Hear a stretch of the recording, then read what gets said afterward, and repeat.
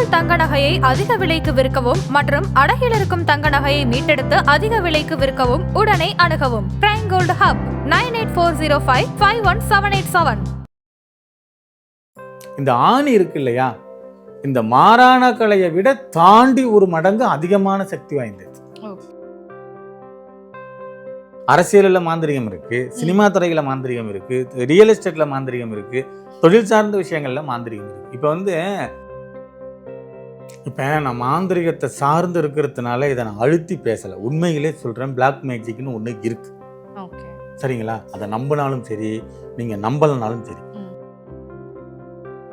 இதை நீங்க போட போட போட போட இந்த கழுதையை விட்ட அந்த சாம்பிராணி, அந்த மருதாணியோட விதை, இதெல்லாம் அங்க இருக்கிற தீய சக்திகளை வெளியேற்று. பெரியவங்க என்ன சொல்லுவாங்கன்னா, நோய்க்கும் பார்க்கணும் பேய்க்கும் பார்க்கணும், சரிங்களா? பேயை பிடிச்சிக்கிட்டு நோயை வைத்தியம் பண்ணணும்னா குணமாகாது, நோயை பிடிச்சிக்கிட்டு பேய்க்கு வைத்தியம் பண்ணணும்னா குணமாகாது. மொத்தத்துல பேய்க்கும் பார்க்கணும் நோய்க்கும் பார்க்கணும் அப்படின்னு சொல்லியிருக்காங்க.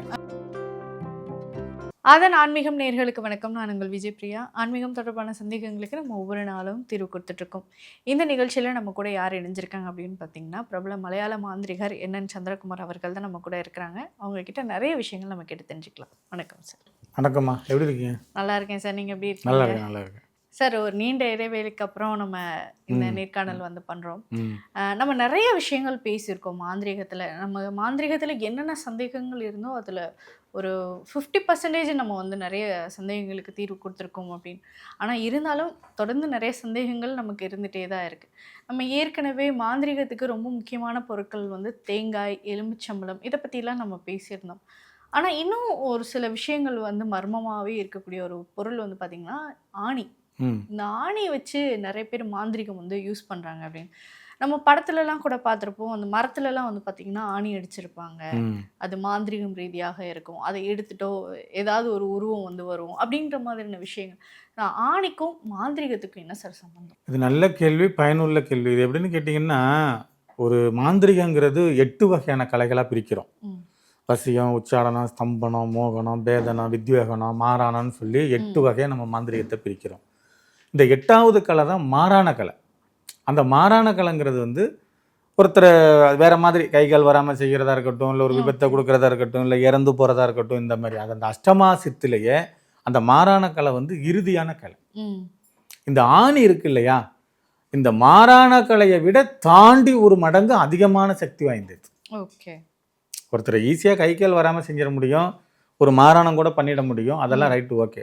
ஆனால் இந்த ஆணியை வச்சு மாந்திரிகம் பண்ணி ஒரு குடும்பத்தை பழிவாங்கிறதுங்கிறது மிகப்பெரிய அபத்தமான ஒரு வேலைப்பாடு இது. இப்போ இந்த துருப்பிடிச்ச ஆணியாக இருக்கட்டும், இல்லை ஒரு புது ஆணியாக இருக்கட்டும், ஒரு 3 ஆணி, அது கூட அந்த குழித்தைலம், அந்த குழித்தைலத்தில் வந்து பல குழித்தைலங்கள் இருக்கு. இப்போ சிவனார் தைலமாக இருக்கட்டும், ஒரு வெற்றி வேறு தைலமாக இருக்கட்டும், ஒரு எருக்கம் வேறு தைலமாக இருக்கட்டும், ஒரு இளந்தப்பழ தைலமாக இருக்கட்டும், இப்படி ஒவ்வொன்றும் வேறுபடும். அதுக்கு எல்லாத்துக்குமே குழி தைலம்னு தான் சொல்றது, அந்த பேர் மட்டும் வரும். இது வேம்பனார், சிவனார் வேம்பு தைலம், குழி தைலம் அப்படின்னு சொல்லி அந்த மாதிரி வரும். ஆனா நான் சொல்றேன், இந்த ஆணியை ஊற போடுற குழி தைலம் வந்து இறந்து போனவங்களை வச்சு எரிக்கிறாங்க இல்ல, அப்ப அந்த உடம்புல இருந்து வடிகிற ஊனு, அந்த கொழுப்பு வந்து அப்படியே உருகி சொட்டு சொட்டா ஒரு ஆயில் மாதிரி வடியும்.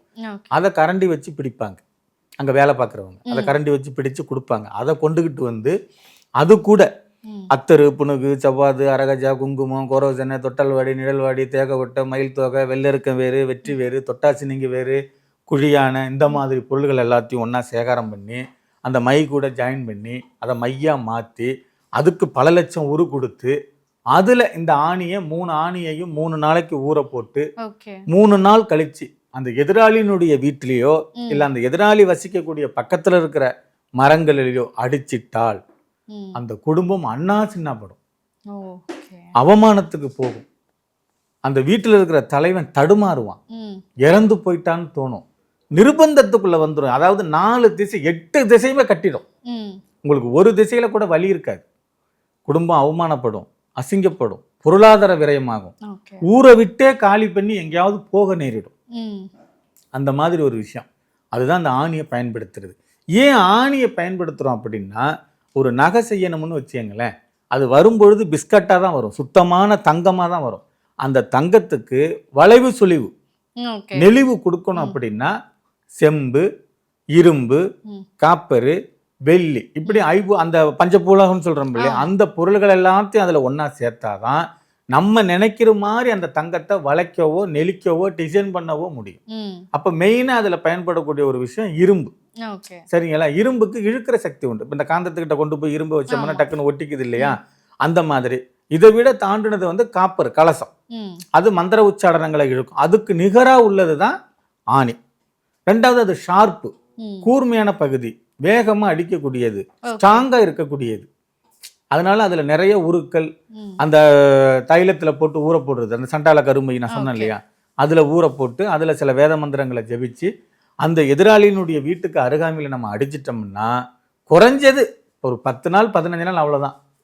ஊரை விட்டு காலி பண்ண நேரிடும். அவமானம், அசிங்கம், துன்பம், வேதனை, மன கஷ்டம், பொருளாதார விரயம், தற்கொலை எண்ணங்கள், பைத்தியம் பிடிக்கிறது, இந்த மாதிரி கொண்டு விட்டுரும். அதனால ஆணியை பயன்படுத்தி மாந்திரிகம் பண்ணியாச்சுன்னா ரொம்ப ரொம்ப ரொம்ப ரொம்ப கடினம். ஓகே. பட் ஆனால் இப்போ இருக்கிற ஒரு சூழ்நிலையில் மாந்திரிகம் அதெல்லாம் இது ஒரு ஆக்சிடெண்ட் அப்படின்னு தானே நம்ம எல்லாருமே கன்சிடரும். அவங்களுக்கு ஏதோ ப்ரெஷர், ஒர்க் ப்ரெஷர், இல்லை வேறு ஏதாவது ஃபினான்ஷியல் ரீதியான ஒரு ப்ரெஷர் இருந்திருக்கும். இதுக்கும் மாந்திரிகத்துக்கும் ஏன் முடிச்சு போடுறீங்க அப்படின்னு பேசுகிறவங்களும் இருக்காங்கல்ல. பட் ஆனால் இதை நம்ம அடிச்சும் சொல்ல முடியாதுல்ல. இவங்களுக்கு பின்னாடி வந்து மாந்திரிகம் தான் வேலை செஞ்சிருக்கு அப்படிங்கிறது நம்மளால நிரூபிக்கவும் முடியாதுல்ல. உறுதியாக பட் இது பாசிபிள் இல்லை. ஆமாம், அதை போய் நம்ம உறுதியாக சொல்ல முடியாது. இது மாந்திரிகத்தினால தான் மூடப்பட்டிருக்கு, மாந்திரிகத்தினால தானே நம்ம சொல்ல முடியாது.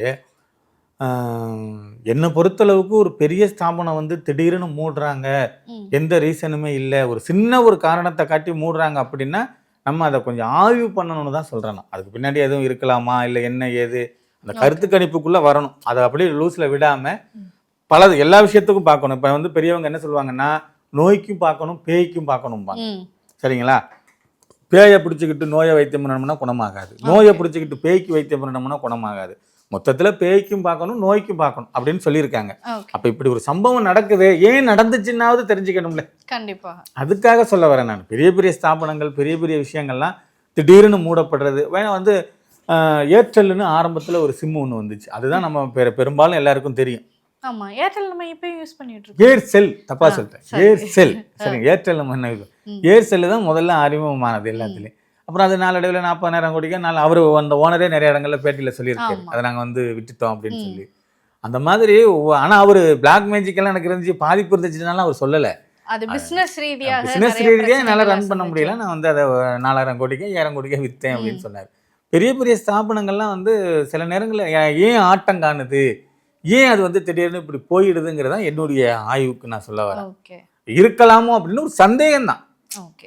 உறுதியும் இருந்திருக்கலாம், அப்படி இருந்திருக்கலாம் அப்படின்னு. ஏன்னா அரசியலில் மாந்திரிகம் இருக்கு, சினிமா துறையில மாந்திரிகம் இருக்கு, ரியல் எஸ்டேட்ல மாந்திரிகம் இருக்கு, தொழில் சார்ந்த விஷயங்கள்ல மாந்திரிகம் இருக்கு. இப்போ வந்து ஒரு ஆதாரத்தோட நம்ம நிரூபிக்கணும் அப்படின்னா என்கிட்ட அந்த காணொலி இருக்கு.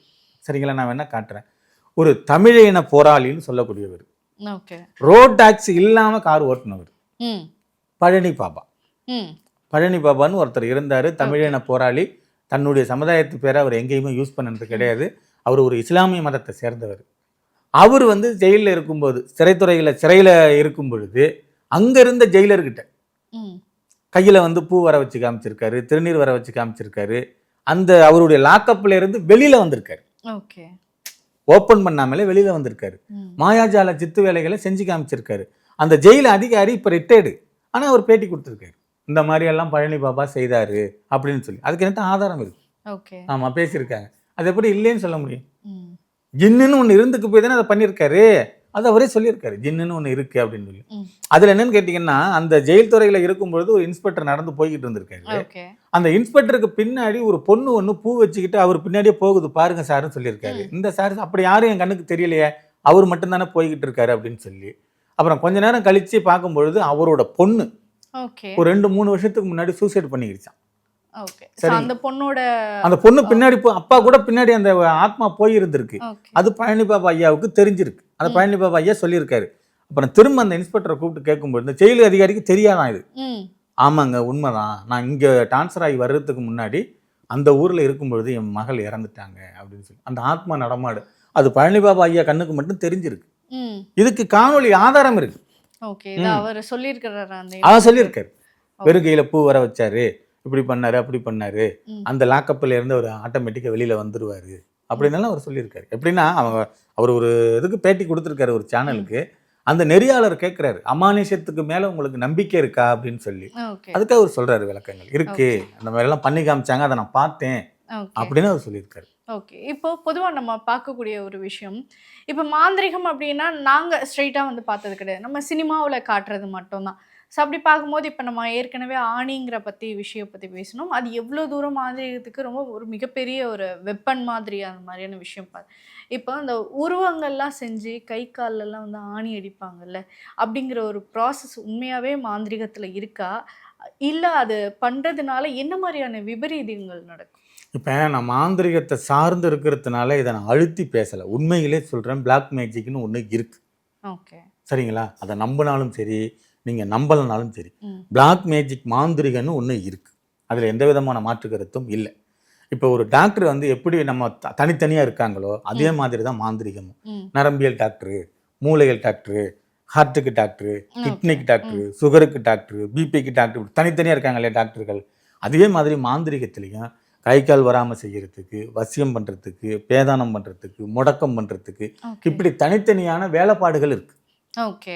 நீங்க கேட்ட வேலைப்பாடு எதுக்குன்னு கேட்டீங்கன்னா, வலது ஒரு பொம்மை செய்யறோம், பொம்மை செஞ்சு வலது கையில அந்த துருப்பிடிச்ச ஆணியவோ இல்ல புது ஆணியவோ குத்தியாச்சுன்னா வலது கை விளங்காம போகும். ஓகே. அதுதான் காலு கையில குத்துறது, வயிற்றுல குத்துறது. இதுக்கு இன்னும் தெளிவா நம்ம புரியுற மாதிரி சொன்னா, அனுபவப்பட்டவங்க யாராவது கீழே கமாண்ட் போடுறதுக்கு வாய்ப்பு இருக்கு. என்னன்னு கேட்டீங்கன்னா, நைட்ல வந்து வயிறு வந்து வீங்கினது மாதிரி உப்புனது மாதிரி இருக்கும். காலையில பாத்தீங்கன்னா ஒண்ணுமே இருக்காது, வடிஞ்சிடும். ஓகே. அதே மாதிரி பகல் நேரங்களில் காலு கையெல்லாம் வீக்கமாக இருக்கும், நைட்டில் பார்த்தீங்கன்னா வீக்கம் இருக்காது. நமக்கு எதோ பிரச்சனைன்னு சொல்லி டாக்டர்கிட்ட போய் எல்லா டெஸ்ட்டு எடுத்தாலும் உங்களுக்கு ஒன்றும் இல்லைம்மா, எல்லாம் நார்மலாக இருக்குது, ஏன் பயப்படுறீங்கன்னு சொல்லி அனுப்பிச்சிடுவாங்க. அதுக்கு பேர் என்னன்னு கேட்டிங்கன்னா, அது எட்டி வேலைப்பாடுன்னு பேர். எட்டி வேலைப்பாடு. எட்டி இருக்கு இல்லைங்களா, அந்த எட்டி எதுக்காக இப்போ வந்து வேற வேற இதெல்லாம் வந்துருச்சு. அப்போ அந்த எட்டி எதுக்காக பயன்படுத்துவாங்கன்னா, தூண்டில் போடுறோம்ல, அந்த நரம்புல அந்த எட்டியை வந்து கட்டிடுவாங்க. அந்த நெட்டியை வந்து அதில் கட்டிடுவாங்க. கட்டிட்டு அந்த முள்ளுல வந்து புழுவை கோத்து உள்ள போட்டுருவாங்க. அந்த மீன் வந்து கொத்திருச்சா, அதை வந்து கவிரிச்சான்னு நம்ம மேலே இருந்து தெரிஞ்சுக்கிறதுக்கு இந்த நெட்டி தான். இது சிம்டம், இது தண்ணியில மிதக்கும். அப்ப துடிக்கும் பொழுது அங்க மீன் மாட்டிருச்சுன்னு அர்த்தம். இப்படி டக்குன்னு வெட்டி இழுத்தோன்னு மீன் மேலே வந்துடும். அதுக்கு அந்த சிம்டம்ஸ் காமிக்கிறதுக்கு தான் வச்சது. அந்த நெட்டி தண்ணியில கடக்க கடக்க என்ன பண்ணும்னா, தண்ணியை குடிச்சிட்டு உப்பும் பெருசாகும். அது தரையில தூக்கி அந்த வெயில்ல போட்டாச்சுன்னா தண்ணி பூரா வடிஞ்சு சிறுசாயிடும். அந்த மாதிரி எட்டி, அந்த மாதிரி நெட்டிகள் நிறைய இருக்கு. அதுல வந்து சம்பந்தப்பட்டவங்களுடைய பேரு, தாயார் பேரு இதெல்லாம் எழுதி, அதுல சண்டால கருமை மற்ற விஷயங்கள்லாம் நிறைய இருக்கு. அதெல்லாம் பண்ணி தண்ணியில போட்டாச்சுன்னா இந்த நெட்டி என்ன பண்ணுன்னா தண்ணியை குடிச்சிட்டு பெருக்க ஆரம்பிக்கும். அதுல யாரு பேர் எழுதப்பட்டிருக்கோ அவங்களுக்கு அங்க வயிறு பெருக்க ஆரம்பிக்கும், காலு கை வீங்க ஆரம்பிக்கும். இந்த நெட்டியை எடுத்து திரும்ப புளிஞ்சாச்சுன்னா அங்க வடியும். அவங்கள குழப்பிக்கிட்டே இருக்கிறது. வீக்கம் வரும், வீக்கம் காணாம போகும், வீக்கம் வரும், வீக்கம் காணாம போகும். டாக்டர் கிட்ட போனா ஒன்றும் இல்லைம்பாங்க. அது மாந்திரிக வேலைப்பாடு. அதுக்கு பேரே வந்து வெட்டி வேதனை பேரு. ஓகே. இப்போ இதிலேருந்து எஸ்கேப் ஆகிறதுக்கு என்ன பண்ணுறது? இப்போ இன்கேஸ் இப்போ நீங்கள் சொன்ன மாதிரி நிறைய பேருக்கு இருந்திருக்கலாம், வாய்ப்புகளும் இருக்கும். அதுலேருந்து நான் எஸ்கேப் ஆகணும்னா நான் மாந்திரிகரை தான் சந்திக்கணுமா, இல்லை நான் வீட்டில் இருந்தே சிம்பிளாக ஏதாவது மாந்திரிக ரீதியான தடையை வந்து உண்டாக்குறதுக்கு ஏதாவது பண்ணலாமா? வசதி வாய்ப்பு இருக்கிறவங்க நல்ல அதர்வனம் தெரிஞ்ச மாந்திரிகர்கிட்ட போய் இதை குணப்படுத்திக்கலாம். ஐயா என்னால் அவ்வளோ ரூபாயெல்லாம் கொடுக்க முடியாது, பரிகாரம் பண்ண முடியாது, பூஜை பண்ண முடியாது, எனக்கு இதுலேருந்து ஏதாவது வெளியில் வர்றதுக்கு ஐடியா சொல்லுங்கள் அப்படின்னா, மருதாணி விதை நிறையா வாங்கியங்க. மருதாணி விதை 1 கிலோ 2 கிலோ கிட்ட வாங்கியங்க. மருதாணி விதை 1 கிலோ 2 கிலோ வாங்கிக்கிட்டு கழுதையினுடைய விட்டை அதை கொஞ்சம் போல் எடுத்துக்கங்க. இந்த மருதாணி விதை, அந்த கழுதையோட விட்டை, சாம்புராணி, இதை 3ஐயும் நல்லா மிக்ஸ் பண்ணிக்கங்க. நல்லா மிக்ஸ் பண்ணி வெயிலில் காய வச்சு பவுடர் ஆக்கியங்க. பவுடர் ஆக்கிட்டு கங்கு நல்லா இருக்கணும், நெருப்பு தலை தலை தலை தலைன்னு இருக்கணும். போட்டால் வீடை புகையா மாறிடணும். இடைவிடாமல் செய்யணும். இதை குறைஞ்சது 48 நாள் இதை நீங்க போட போட போட போட இந்த கழுதையை விட்ட அந்த சாம்பிராணி, அந்த மருதாணியோட விதை, இதெல்லாம் அங்க இருக்கிற தீய சக்திகளை வெளியேற்றும். இது ஆனா 48 நாள் தொடர்ந்து செய்யும். ஓகே. பொதுவாக இந்த ஆணி அடிக்கிறது அப்படிங்கிறது இந்த நெற்றி பொட்டில் வந்து அடிக்கிறத நம்ம பார்க்குறோம் நிறைய பேருக்கு. இப்போ எக்ஸாம்பிள் இந்த பேய் பிடிச்சவங்களுக்குலாம் வந்து பார்த்திங்கன்னா இந்த நெத்தி பொட்டிலாம் அவங்க முடியெல்லாம் வச்சு ஆணி அடித்தோன்னா பேய் போயிடும் அப்படிங்கிற மாதிரியான விஷயங்கள்லாம் காட்டுறாங்க. இது உண்மையாகவே பாசிபிள்? அப்படியே மரத்தில் வச்சு ஆணி அடித்தோன்னா பேய் போயிடுமா? உடம்புக்குள்ள வந்து வேற ஏதேனும் துஷ்ட சக்திகள் இருந்தால் அது சில வேதம்